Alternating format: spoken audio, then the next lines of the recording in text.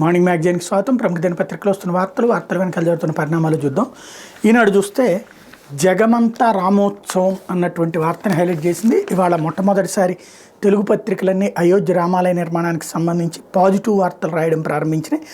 జగమంతా సంబరంలో భక్తి పార్వస్యం అంబరాన్ని తాకేలా అయోధ్య రామాలయ ప్రారంభోత్సవం సోమవారం అంగరంగ వైభవంగా జరగనుంది.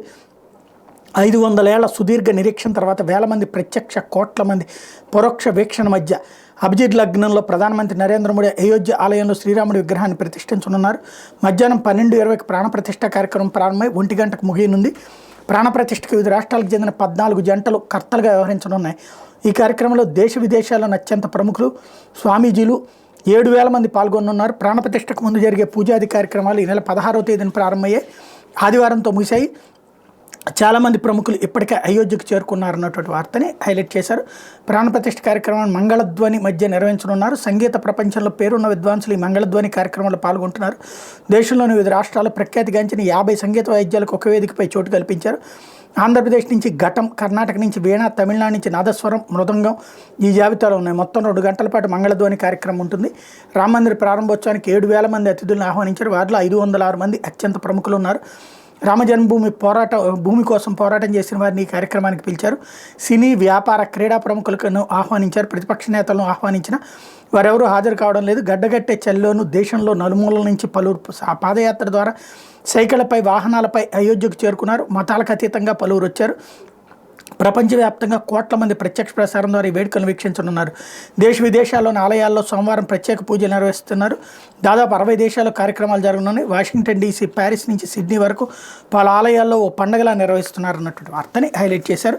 ఒక కార్టూన్ కూడా, ఒక సామాన్యుడు గుండెను చీల్చుకుంటే రాముడు ఉన్నాడు అన్నటువంటి కార్టూన్ కూడా ఒక మంచి కవరేజ్ ఇచ్చింది ఈనాడు. ఇవాళ ఈ విషయంలో అభినందించాలి. ఇకపోతే క్రైస్తవ వ్యతిరేకి జగన్ అంటూ క్రైస్తవుడై ఉండి మణిపూర్పై ఎందుకు మాట్లాడలేదు? 3 ముక్కలాటతో రాష్ట్రంలో రాజధాని లేకుండా చేశారు. అప్పులు తప్ప అభివృద్ధి లేదు. లిక్కర్, ఇసుక మాఫియా సాయంతో దోచుకుంటున్నారు. రాష్ట్ర కాంగ్రెస్ అధ్యక్షురాలు షర్మిల ధ్వజం, అట్టహాసంగా బాధ్యతల స్వీకరణ. సీఎం జగన్ క్రైస్తవ వ్యతిరేకని ఏపీసీసీ అధ్యక్షురాలు షర్మిల మండిపడ్డారు. మణిపూర్లో 2,000 చర్చిలు ధ్వంసం చేసిన, 60,000 మంది క్రైస్తవులకు నిలువు నీడ లేకుండా చేసిన క్రైస్తవుడైన జగన్ ఎందుకు మాట్లాడలేదని ఆమె ధ్వజమెత్తారు. ఎంత జరిగినా భాజపాకు మద్దతు ఇవ్వడం ఏంటని జగన్పై ఆగ్రహం వ్యక్తం చేశారు. విజయవాడలో ఆదివారం ఆమె ఏపీసీసీ అధ్యక్షురాలుగా బాధ్యతలు స్వీకరించారు. అనంతరం కార్యకర్తలను ఉద్దేశించి మాట్లాడుతూ సీఎం జగన్పై తీవ్రంగా మండిపడ్డారు. మణిపూర్ ఘటనపై జగన్ మాట్లాడబోతే క్రైస్తవుల కడుపులు మండవా? వారికి మనసు లేదా? వారు మనుషులు కాదా? రాష్ట్రంలో అభివృద్ధి జరగకపోయిన దళితులపై దాడులు 100కు 100% పెరిగాయి. ఎక్కడ చూసినా ఇసుక, లిక్కర్, మైనింగ్ మాఫియా దోచుకోవడం, దాచుకోవడం, ఇంతకంటే రాష్ట్రంలో ఏం జరిగిందని ప్రశ్నించారు. అసలు పాయింట్ పక్కకి వెళ్ళిపోయింది. చంద్రబాబు నాయుడు, జగన్మోహన్ రెడ్డి ఇద్దరిని విమర్శించింది. ఓన్లీ ఇంతవరకే రాసుకొచ్చింది ఈనాడు. రెండోది క్రైస్తవ వ్యతిరేక, అంటే షర్మిలని క్రైస్తవుల ఓట్లు చీల్చి పెట్టడం కోసం తెలుగుదేశం అనుకూల మీడియా వాడుతుందనడానికి సాక్ష్యం ఇది. ఓన్లీ క్రిస్టియన్స్ని టార్గెట్ చేయాలి. ఇప్పుడు ప్రభుత్వ వ్యతిరేక ఓట్లు మళ్ళీ వెళ్ళి చంద్రబాబుకే పడాలి. ప్రభుత్వకి అనుకూలంగా ఉండే క్రైస్తవ ఓట్లు విడిపడాలి. ఇది వ్యూహాత్మకంగా వ్యవహరించేటటువంటి, అంటే చంద్రబాబు గారి కోసం అనుక్షణం వ్యూహాత్మకంగా వ్యవహరించేటటువంటి ఈనాడు స్టైల్ ఆఫ్ జర్నలిజం ఇది. లేకపోతే మమ్మల్ని కాదని ఎన్నికలకు వెళ్తారా? వైకాపా అసంతృప్త ఎమ్మెల్యేలు తిరుగుబాటు బావుట, నియోజకవర్గాల్లో బల నిరూపణకు యత్నాలు, టికెట్ల విషయమై పునరాలోచించాలని ప్రకటనలు, కాళ్ళబేరానికి సిద్ధమైన ఆ పార్టీ అధినాయకత్వం. రాజ్యసభ ఎన్నికల్లో పరిస్థితి ఏంటని బెంబేలు. వైకాపాలో అంతర్గత తిరుగుబాటు తీవ్రమైంది. ఆ పార్టీ అసంతృప్త ఎమ్మెల్యేల అధిష్టానంపై యుద్ధం ప్రకటిస్తున్నారు.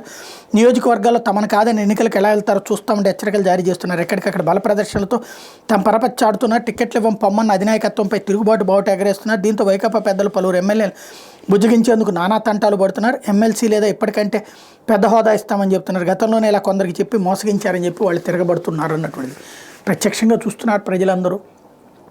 బేసిక్గా ఒక 8 నుంచి 10 మ్యాక్సిమం, మిగతా వాళ్ళది కూడా అయితే ఒక 15 నుంచి 20 మంది అయితే గ్యారంటీగా వెళ్తారు.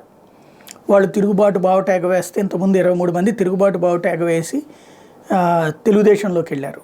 దానికే భయపడినోడు జగన్మోహన్ రెడ్డి ఇప్పుడు భయపడతాడు అధికారంలో ఉన్నటువంటి వాటిట్లో. రివ్యూ కొంతమంది మేము బలమైన వాళ్ళమే, మీకు ఇచ్చిన సర్వే తప్పు అంటే అది రివ్యూ చేస్తామని చెప్తున్నారు. దాన్ని ఈ కోణంలోకి రాసుకొచ్చారు. ఇకపోతే బోగస్ ఓట్లకు చిరునామా అంటూ చంద్రగిరి తిరుపతిలో అడుగడుగున అక్రమాలు, వైకాపా ప్రజాప్రతినిధుల సూత్రధారులు, ప్రతి ఎన్నికల్లోనూ వారి అడ్డదారులే, ఎన్ని అరాచకాలకు పాల్పడినా పట్టించుకొని అధికారులు, దారుణాలు కళ్ల ముందే కనిపిస్తున్న ఒక్కరిపైన చర్యలు లేవంటూ తిరుపతి, చంద్రగిరి 2 నియోజకవర్గాలు వైకాపా నాయకుల ఎన్నికల అక్రమాలకు అడ్డాలు. ఒకప్పుడు ఎన్నికల్లో దౌర్జన్యాలు, అరాచకాలు, దొంగ ఓట్ల గురించి ప్రస్తావించాల్సి వస్తే బీహార్లోని కొన్ని ప్రాంతాల పేర్లను గుర్తు చేసేవారు వైకాపా నాయకుల పుణ్యమని ఇప్పుడు తిరుపతి, చంద్రగిరి నియోజకవర్గాలకి ఘనకీర్తి దక్కింది అంటూ ఏదైతే ఇవాళ ఓట్ల తొలగింపు మీదన లిస్ట్ రిలీజ్ చేయబోతున్నారు, వీళ్ళు పెట్టినటువంటి కంప్లైంట్లు వాళ్ళు ఏంటి అన్నటువంటిది, దాని మీదన ఇప్పుడు ఏం జరుగుతుంది అంటే తొలగించాలి అన్నటువంటిది పత్రికలు అట్లాగే తెలుగుదేశం, జనసేన వీళ్ళందరూ కూడా గట్టిగా పట్టుబట్టారు. కాకపోతే ఇటు వైసీపీ వాళ్ళు కూడా తెలుగుదేశం ఓట్లు తొలగించమన్నారు. మేబీ ఇవాళ లిస్ట్ రిలీజ్ చేయబోతుంది ఎన్నికల సంఘం. ఆ తర్వాత రేపటి నుంచి చూసిన దాన్ని బట్టి ఓట్లు వీళ్ళు కోరుకున్నటువంటిది జరిగిందా లేదా. వాస్తవంగా చెప్పాలంటే ఎన్నికల సంఘం మీద వీళ్ళ ప్రెషర్ ఎట్లా ఉందంటే, వైసీపీ వాళ్ళేమో రెస్ట్ ఆఫ్ ఆంధ్రప్రదేశ్ అంటే ఆంధ్రప్రదేశ్లో ఉండకుండా ఇతర రాష్ట్రాల్లో ఉంటున్నటువంటి తెలుగుదేశం సింపథైజర్లు అయినటువంటి వాళ్ళ ఓట్లు తీయించడానికి ప్రయత్నించారు. తెలుగుదేశం సింపథైజర్స్ అయినటువంటి వాళ్ళ ఓట్లు తీయించడానికి వైసీపీ సింపథైజర్స్ అయిన వాళ్ళ ఓట్లు తీయించడానికి తెలుగుదేశం ప్రయత్నించిన కంప్లైంట్స్ పెట్టుకున్నాయి. కాబట్టి ఫైనల్ లిస్ట్ ఎలా ఉంటుంది అన్నటువంటిది చూడాల్సింది. లేకపోతే 600 మంది తహసీల్దార్లకు ఎన్నికల బదిలీలు, అనుకూల పోస్టింగులకు పైరువీలు. ఎన్నికల సంఘం ఆదేశాల మేరకు రాష్ట్రంలో తహసీల్దార్లకు భారీగా బదిలీలు జరగనున్నాయి. సుమారు 600 మందికి పైగా తహసీల్దార్లకు స్థానచలనం కలగనుంది. ఎన్నికల సంఘం మార్గదర్శకాలను అనుసరించి 3 ఏళ్లు దాటి పనిచేస్తున్న తహసీల్దార్లను చుట్టుపక్కల జిల్లాలకు బదిలీ చేయనున్నారు. రాష్ట్రంలో ప్రస్తుతం 686 మండలాలు ఉన్నాయి. ప్రతి జిల్లా కలెక్టరేట్లో పనిచేసే సూపరింటెండెంట్లు, అడ్మినిస్ట్రేటివ్ ఆఫీసర్లకు బదిలీ జరగనుంది. ఉమ్మడి జిల్లా కేంద్రానికి బదిలీలు నిర్వహించబోతున్నారు. మరోవైపు రాష్ట్ర ప్రభుత్వం ఖాళీ స్థానాలను భర్తీ చేయాలని ఆదేశిస్తే భూ పరిపాలనా శాఖ CCLA బదిలీల రూపంలో నియామకాలు చేపట్టింది. తమ ప్రమేయం లేకుండా తహసీల్దార్ పోస్టులు భర్తీ చేయడంపై పలువురు జిల్లాల కలెక్టర్లు తీవ్ర అసంతృప్తి వ్యక్తం చేశారు. ఈ నేపథ్యంలో తాజా బదిలీలు CCLA కేంద్రంగానే జిల్లా కలెక్టర్ల ద్వారా జరుగుతాయన్న దానిపై సందిగ్ధత నెలకొంది. ఈ బదిలీల ద్వారా అనుకూల ప్రాంతాలు పోస్టింగులు పొందేందుకు కొందరు తహసీల్దార్లు ఇప్పటికే పైరువీలు, అమ్యామ్యాలతో ప్రయత్నాలు ప్రారంభించారన్నటువంటి వార్తని హైలైట్ చేశారు. ఇప్పుడు తెలుగుదేశం పార్టీ నాయకుడు రంగబాబుపై దాడి. కృష్ణా జిల్లా గన్నవరం PACS మాజీ అధ్యక్షుడు, తెలుగుదేశం పార్టీ నాయకుడు కాసర్నేని రంగబాబుపై గుర్తు తెలియని వ్యక్తులు ఆదివారం మధ్యాహ్నం దాడి చేశారు. పోలీసులు బాధితుడి కథనం ప్రకారం రంగబాబు రియల్ ఎస్టేట్ వ్యాపారం చేస్తున్నారు. 50 ఎకరాల పొలం కావాలని ఓ వ్యక్తి గత ఏడాది డిసెంబర్ 22 నుంచి సెల్ ఫోన్లో సంప్రదిస్తున్నారు. శనివారం రాత్రి కూడా ఫోన్ చేశారు. పొలం చూసేందుకు వెళ్ళడానికి ఆదివారం వారు సమయం నిర్ణయించుకున్నారు. ప్రముఖ రియల్ ఎస్టేట్ కంపెనీ CEO వెంట కారులో హైదరాబాద్ నుంచి వస్తున్నానని, గన్నవరం శివార్లో పార్క్ ఎలైట్ హోటల్ వద్ద కలుద్దామని రంగబాబుకు సదరు వ్యక్తి సూచించారు. మండల ఉపాధ్యక్షుడు సుధీర్తో కలిసి రంగబాబు కారులో హోటల్ వద్దకు చేరుకున్నారు. అప్పటికే అక్కడ కారులో వేచి చూస్తున్న వ్యక్తి వచ్చి పరిచయం చేసుకుని వేరువేరుగా వాహనాల్లో బయలుదేరారు. అంతలో అతివేగంగా దూసుకొచ్చిన ఇన్నోవా కారులో నుంచి 5 కిందకి దిగారు. వీరితో పాటు పొలం చూస్తామంటూ వచ్చిన ఇద్దరు కలిసి బేస్బాల్ స్టిక్స్తో రంగబాబు కారుని అడ్డగించి ఆయన కాళ్ళు చేతులపై దాడి చేసి పరారయ్యారు. తీవ్రంగా గాయపడిన రంగబాబును ఆసుపత్రికి తరలించారు. కాళ్ళతో పాటు చేతి ఎముకలు విరిగినట్టు వైద్యులు తెలిపారు. పోలీసులు కేసు నమోదు చేశారు. యువగళం పాదయాత్ర సందర్భంగా తెలుగుదేశం పార్టీ ప్రధాన కార్యదర్శి లోకేష్, నియోజకవర్గ ఇన్ఛార్జ్ యార్లగడ్డ వెంకటరావుల సమక్షంలో రంగబాబు వైకాపా నుంచి తెలుగుదేశం పార్టీలో చేరారు. ఈ నెల 24, 25వ తేదీల్లో గన్నవరానికి చెందిన పలువురు నాయకులు వైకాపా నుంచి తెలుగుదేశం పార్టీలో చేరేందుకు ఉత్సాహం చూపుతుండగా రంగబాబు వాళ్ళని సమన్వయం చేస్తున్నారు. దీన్ని సహించలేకనే దొంగచాటుగా ఎమ్మెల్యే వంశీమోహన్ రంగబాబుపై దాడి చేయించారని తెలుగుదేశం పార్టీ రాష్ట్ర కార్యదర్శి దొంతు చిన్న ఆరోపించారు. దాడిని ఖండిస్తూ గాంధీ బొమ్మ కూడల నుంచి పోలీస్ స్టేషన్ వరకు పార్టీ మండల పట్టణ నాయకుల ఆధ్వర్యంలో ప్రదర్శన చేపట్టారన్నట్టు వార్తని హైలైట్ చేశారు. ఇప్పుడు టికెట్ ఇచ్చిన పాలన మరొకరికి అప్పగిస్తారట. ప్రాంతీయ సమన్వయకర్త వ్యాఖ్యలతో షాక్కు గురయ్య Nandikotkuru MLA Arthur. Nandikotkur ticket ఇస్తాగానే పాలనా బాధ్యతలు వేరే వాళ్ళకి అప్పగిస్తామని ప్రాంతీయ సమన్వయకర్త రామసుబ్బారెడ్డి, ఐపాక్ రాయలసీమ ఇన్ఛార్జ్ దివాకర్ రెడ్డి అన్నారని, ఆ వ్యాఖ్యలు విని షాకు గురయ్యానని నందికొట్కూరు ఎమ్మెల్యే ఆర్దర్ ఆవేదన వ్యక్తం చేశారు. ఆదివారం కర్నూలులో నియోజకవర్గ నాయకులతో ఏర్పాటు చేసిన సమావేశంలో ఆయన మాట్లాడారు. గత ఏడాది జూన్ 24 రామసుబ్బారెడ్డి దివాకర్ రెడ్డిని కలిసినప్పుడు జరిగిన సంభాషణ ఈ సందర్భంగా ఆర్దర్ గుర్తు చేశారు. నేను ప్రభుత్వ కార్యక్రమాలకే పరిమితం కావాలని, మిగిలిన వ్యవహారాలను వేరే గ్రూప్ చూసుకుంటుందన్నారు. నియోజకవర్గంలో పాలన వేరే వారికి అప్పగించడానికి నేను చదువురాని వాడిని అని ప్రశ్నించా. రామసుబ్బారెడ్డి మంత్రిగా విధులు నిర్వర్తించారు. ఆయనకి చెప్పకుండా OSD కానీ ఇతరులు కానీ వ్యవహారాలు చక్కబెడితే అంగీకరిస్తారని ప్రశ్నించా. పదవితో పాటు అధికారము నాకు ఉండేటట్లయితేనే టికెట్ ఇవ్వాలని చెప్పా. సజ్జల రామకృష్ణారెడ్డి గతంలో 3 సార్లు కలిసా. నా పనితీరు రాష్ట్రంలోనే ప్రథమ స్థానంలో ఉన్నట్టు చెప్పారు. టికెట్టు నాకే ఇస్తారన్నారు. అనూహ్యంగా సమన్వయకర్తగా మరొకరు నియమించారు. అందుకే ఇంటి బాధ్యతలు చూసుకుందామని భావించా. నమ్ముకున్న నాయకులు, కార్యకర్తల కోసం ఏదో ఒక నిర్ణయం తీసుకోక తప్పని పరిస్థితి ఏర్పడింది. 2 రోజుల్లో నా నిర్ణయం చెప్తానని ఆర్దర్ సమావేశంలో ఆవేదన వ్యక్తం చేశారు. సమావేశానికి హాజరైన వారిలో అత్యధికులు పార్టీ మారాల్సిందేనని తేల్చి చెప్పారన్నటువంటి వార్తను హైలైట్ చేశారు. యాక్చువల్గా ఆయన తెలుగుదేశం పార్టీలో చేరబోతున్నారు. అక్కడ నందికొట్కూరు నుంచినే సీట్ వస్తుంది అన్నటువంటి వార్త కూడా వస్తుంది. ఇప్పుడు దానికి కాన్సెప్టు ప్రిపరేషన్ చేసుకొస్తున్నారు. లేకపోతే సాక్షి అంతా రామమయమంటూ అయోధ్యలో నేడే రామలల్ల ప్రాణప్రతిష్ఠ. నేడు గర్భాలయం లోపల ఉదయం 10 గంటలకు మంగళధ్వనితో శ్రీకారం, మధ్యాహ్నం 12:20కి ప్రధాన వేడుక ప్రారంభం, 12:29 8 సెకండ్లకి 12:30-32 సెకండ్ల మధ్య 84 సెకండ్ల గర్భగుడిలో బాలరాముడి ప్రాణప్రతిష్ఠ. చారిత్రాత్మక ఘట్టంలో భిన్న మతాలు, సంప్రదాయాలు, వర్గాలకు భాగస్వామ్యం. ఉత్సవానికి ప్రధానకర్తగా ప్రధాని మోడీ. ప్రాణప్రతిష్ఠ తర్వాత ప్రముఖులకు దర్శనం. ఆధ్యాత్మిక శోభతో వెలిగిపోతున్న అయోధ్యపురి. దేశమంతటా శ్రీరాముడు నామస్మరణ. నేడు 60కి పైగా దేశాల్లో వేడుకలు అన్నటువంటి వార్తని హైలైట్ చేశారు. అయితే బాబు కోసం బలి అంటూ చంద్రబాబు కోసం అస్త్రంగా, చంద్రబాబు చివరి అస్త్రంగా షర్మిల. సజ్జల వైఎస్ఆర్ బతికుంటే కాంగ్రెస్పై ఉమ్మేసేవారని విమర్శించి ఆ పార్టీకి మీరే సారథ్యం వహించడం ఏంటి, తెలంగాణలో నా బతుకు చావు అని వ్యాఖ్యానించి హఠాత్తుగా ఏపీకి డిప్యుటేషన్పై ఎందుకు వచ్చినట్టు, చంద్రబాబు ప్రయోజనాలు కాపాడడానికి రాష్ట్రానికి వచ్చారని ప్రజలందరికీ అర్థమవుతుంది. అడ్డగోలు విభజన హోదాను చట్టంలో చేర్చకుండా ఏపీ కాంగ్రెస్ తీరం ద్రోహం, అందుకే నోటాకు 1.28% ఓట్లు, కాంగ్రెస్కు 1.17% ఓట్లు, కనుమరుగైన కాంగ్రెస్ను బతికించడం అంటే శవానికి జీవం పోయడం లాంటిది అంటూ అది సజ్జల రామకృష్ణారెడ్డి స్టేట్మెంట్. అట్లాగే అంతా అప్పులే, అభివృద్ధి ఎక్కడ అంటూ ఏపీ కాంగ్రెస్ నూతన చీఫ్ షర్మిల విమర్శలు. ఒక్కరికైనా ఉద్యోగం వచ్చిందా, కొత్త పరిశ్రమలైనా వచ్చాయా, హోదా కోసం దీక్షలు చేసిన జగన్ నేడు నిజమైన ఉద్యమాలు చేయలేం, మనుషులు చనిపోతున్నా బీజేపీకి మద్దతు ఇస్తారు. మరోవైపు వైవి సుబ్బారెడ్డి స్టేట్మెంట్. పక్క రాష్ట్రం నుంచి వచ్చి ఇక్కడ అభివృద్ధి జరగలేదంటే ఎలా, తెలంగాణలో రాజకీయాలు చేసి ఇప్పుడు ఏపీకి వచ్చి ఇలా మాట్లాడితే ఎలా, వైఎస్ఆర్ పేరు ఎఫ్ఐఆర్లో చేర్పించిందే కాంగ్రెస్, షర్మిల కాదు ఎవరొచ్చినా మా ప్రభుత్వాన్ని ఏమీ చేయలేదు. YSRC regional coordinator YV Subbareddy statement ఇక్కడ హైలైట్ చేశారు. లేకపోతే ప్రభుత్వ డిగ్రీతో ఉద్యోగాల విలువ. గతేడాది 539 జాబ్ డ్రైవర్లు 18,000 మందికి పైగా ఇంటర్వ్యూలు ఎంపిక. జవహర్ నాలెడ్జ్ సెంటర్లో స్కిల్ డెవలప్మెంట్ కార్పొరేషన్ ద్వారా జాబ్ డ్రైవ్లు. చివరి సంవత్సరంలోనే విద్యార్థులు ఉద్యోగాలు సాధించేలా కళాశాల విద్యాశాఖ చర్యలు.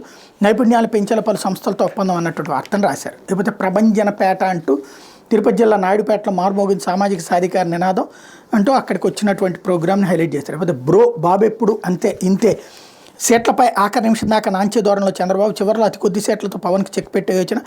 పోటీ చేసే స్థానాలపై జనసేనలో పూర్తి గందరగోళం. పవన్ కళ్యాణ్ నాదేళ్ల పోటీ చేసే స్థానాలపైన అస్పష్టతే. జనసేనకు సీట్లు తేల్చకుండానే అభ్యర్థులను ప్రకటించేస్తున్న చంద్రబాబు. పవన్ లేకుండానే అతని ఫోటోతో సొంతంగా బాబు ప్రచారం. జనసేన కేడర్లో అయోమయం, చివరిలో ముంచేస్తారని భయం అంటూ వాళ్ళని రెచ్చగొట్టేటటువంటి పని చేస్తుంది సాక్షి. ఇద్దరి మధ్యన చిచ్చు పెట్టేటటువంటి ప్రయత్నం చేస్తుంది. లేకపోతే అచ్చెన్న అసలున్నావా అంటూ పేరుకే రాష్ట్ర అధ్యక్ష పదవి, బీసీ నేత ఘోర అవమానాలు, ప్రాధాన్యత లేకుండా చేసిన చంద్రబాబు. లోకేష్ అధ్యక్షుడి పనులన్నీ వరలరామయ్య ఇతర నేతలతో చేస్తున్న వైనం లోన రగిలిపోతున్న అచ్చెన్నాయుడు అంటూ అచ్చెన్నాయుడిని రెచ్చగొట్టేటటువంటి ప్రయత్నం కూడా చేస్తున్నారు. లేకపోతే 3 కోట్ల నగదు పట్టివేత అంటూ అనకాపల్లి జిల్లాలో జాతీయ రహదారిపై వేంపాట్ టోల్ ప్లాజా వద్ద తున్నించి విశాఖ వెళ్తున్న కారును పోలీసులు తనిఖీ చేసి 2,07,50,000 నగదును స్వాధీనం చేసుకున్నారు. కర్నూలు జిల్లా ఆదోన్ రైల్వే స్టేషన్లో పోలీసులు తనిఖీ చేస్తుండగా వ్యక్తి బ్యాగ్లో 1 కోటి నగదు బయటపడింది. డబ్బులకు సంబంధించి ఎలాంటి పత్రాలు లేకపోవడంతో ఆ మొత్తాన్ని సీజ్ చేశారన్నటువంటి వార్తని హైలైట్ చేశారు. ఇంకా ఎన్నికలు రాలేదో అప్పుడే ఈ స్థాయికి వచ్చేస్తున్నాయి. లేకపోతే ప్రభుత్వ డిగ్రీలో ఉద్యోగాల వెల్లువ అన్నటువంటిది ఫస్ట్ పేజీ దాన్ని మళ్ళీ వెనక వైపు పూర్తి స్థాయిలో రాసుకొచ్చారు. లేకపోతే శిఖరాలు సలాం కొట్టాయి అంటూ ప్రపంచంలోనే 7 అతిపెద్ద పర్వతాలను అధిరోహించిన ఆంధ్ర యువకుడు అన్మీష్కి సంబంధించినటువంటి వార్త కూడా రాసుకొచ్చారు.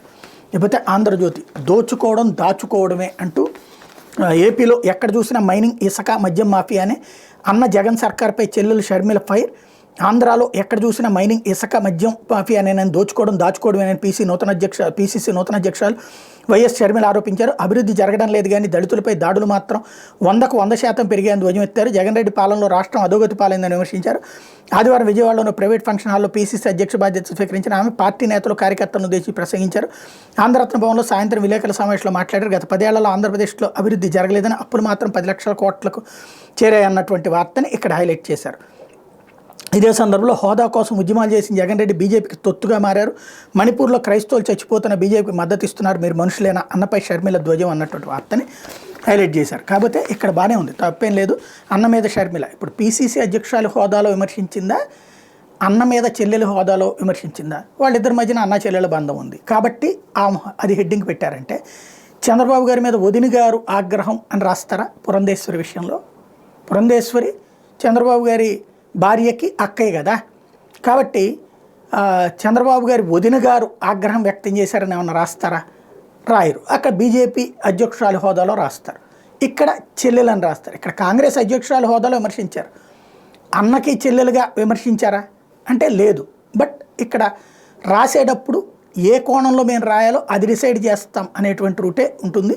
అదే ఇక్కడ విచిత్రం. లేకపోతే శ్రీరామ జయం అంటూ వీళ్ళు కూడా ఇవాళ అయోధ్యలో బాలరాముడి ప్రాణప్రతిష్ఠ నేడే మధ్యాహ్నం 12:30 అభిజిత్ లగ్నంతో అన్నటువంటిది ఇవాళ జ్యోతి కూడా ఫుల్ ప్లేడ్జెడ్గా రాసుకొచ్చింది. లేకపోతే బైరైటీస్లో భారీ గోల్మాల్, మంగంపేటలో 650 కోట్ల దోపిడీ, సి గ్రేడ్ పేరిట ఏ గ్రేడ్ తరలింపు, గనుల శాఖ అధికారుల స్కెచ్, బినామీ కంపెనీలతో అక్రమాలు, దందాలో బంగారకొండ కీలక పాత్ర, అండగా రంగంలోకి వసూలు రాజా, విచారణ జరగకుండా కాపాడే ప్రయత్నం అంటూ బైరైటీస్ గనులు దోచేసుకుంటున్నారు అన్నటువంటి వార్తని హైలైట్ చేశారు. లేకపోతే డి అంటూ నేడు అంగన్వాడీలు చెలో విజయవాడ, జగనన్న కోటి సంతకాలు అందజేతకు పిలుపు, అప్రమత్తమైన సర్కార్, అంగన్వాడీలపై ఉక్కుపాదం, రాష్ట్ర వ్యాప్తంగా అంగన్వాడీలకు నోటీసులు, అనంతరం 12 మందిపై కేసులు, ముందస్తు అరెస్టులు, విజయవాడకు బయలుదేరిన వారిని రైల్వే స్టేషన్లో అరెస్ట్ చేసి పోలీస్ స్టేషన్లకు తరలింపు అన్నటువంటి వార్తను హైలైట్ చేశారు.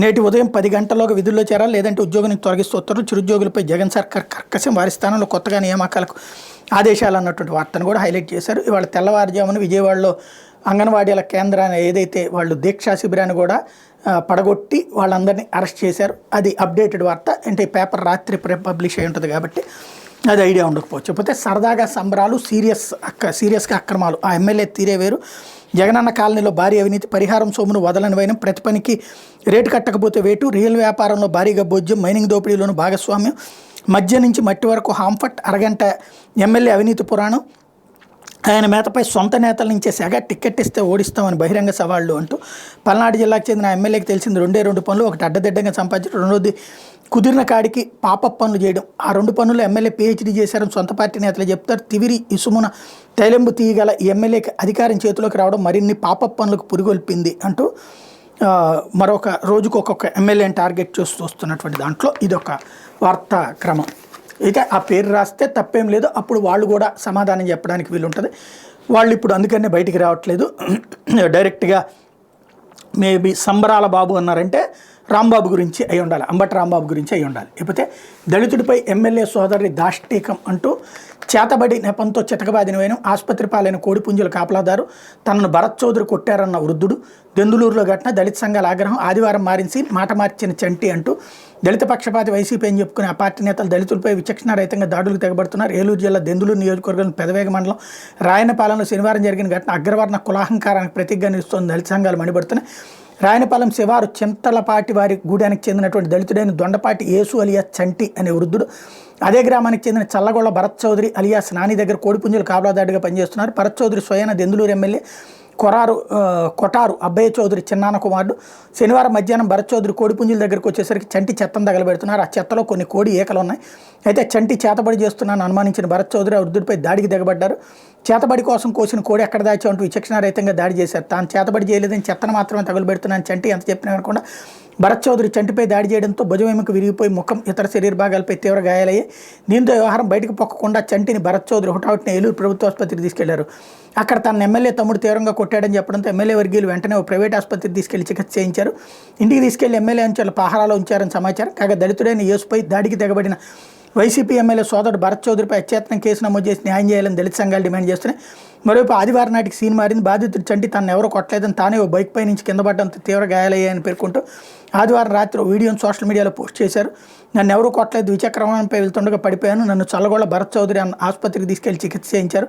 ఆసుపత్రిలో ఎవరో ఒక ఆయన వచ్చి ప్రశ్నలు వేసి వాటిలో కొన్ని తీసివేసి ఎమ్మెల్యే భరత్ నన్ను కొట్టినట్టుగా నేను చెప్పని మాటలతో వీడియో చేశారు, అది వాస్తవం కాదని చంటి పేర్కొన్నారన్నటువంటి వార్తని హైలైట్ చేశారు. లేకపోతే డి అన్నటువంటి వార్తని ఇక్కడ కూడా హైలైట్ చేశారు. ఓవరాల్గా దినపత్రికలు వచ్చినటువంటి వార్తలు, ఇది వార్తలు వెనకాల జరుగుతున్న పరిణామాలు ఇవి.